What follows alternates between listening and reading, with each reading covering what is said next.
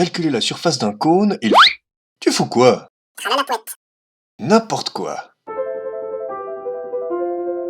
Pour calculer la surface d'un cône, il faut...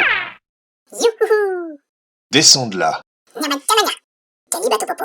Quoi? Le petepelete. Super. Tu descends maintenant?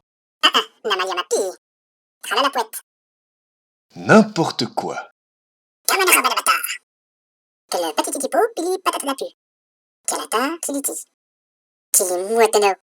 Je sais, mais j'aime pas faire la fête. Namala, ni malama bazinga. Yolo bonnet. Mais non! Ni mimra. Bon, d'accord.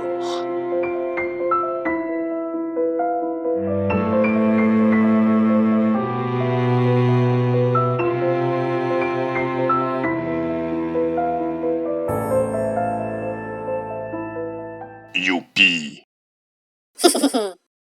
T'es ridicule. Arrête avec tes conneries. Bon, pour calculer la surface d'un cône, il suffit de calculer la surface de son développement. Et son développement, c'est un secteur circulaire dont le rayon est la génératrice du cône.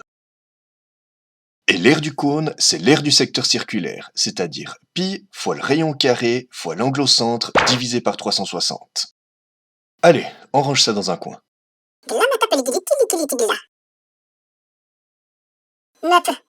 Non, en fait, on peut déterminer cet angle parce qu'on connaît le périmètre de la base et que c'est exactement la longueur de l'arc.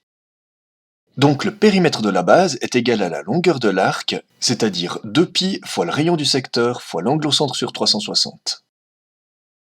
Mais c'est bien entendu aussi égal à 2π fois le rayon de la base. On divise par 2π, on divise par la génératrice, on multiplie par 360 et on trouve alpha.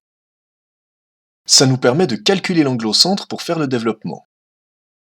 Par exemple, si on aimerait que la génératrice soit 3 fois plus grande que le rayon, l'angle au centre c'est 360 fois le rayon sur la génératrice, c'est-à-dire 1/3 de 360, 120 degrés.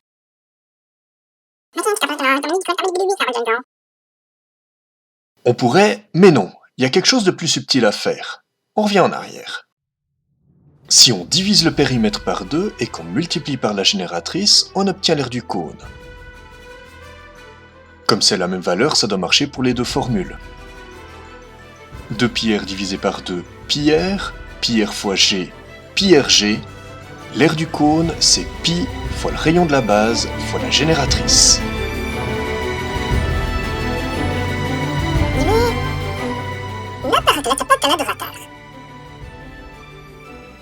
C'est assez simple. On prend un polygone au lieu du cercle pour faire la base du cône. Bien sûr, c'est un polygone inscrit dans un cercle. Ça nous fait une pyramide dont toutes les faces sont des triangles isocèles, vu que 2 de leur côté sont de la longueur de la génératrice. Et si on met ces triangles à plat, tous les coins sont à la même distance du sommet, c'est-à-dire à une génératrice du sommet.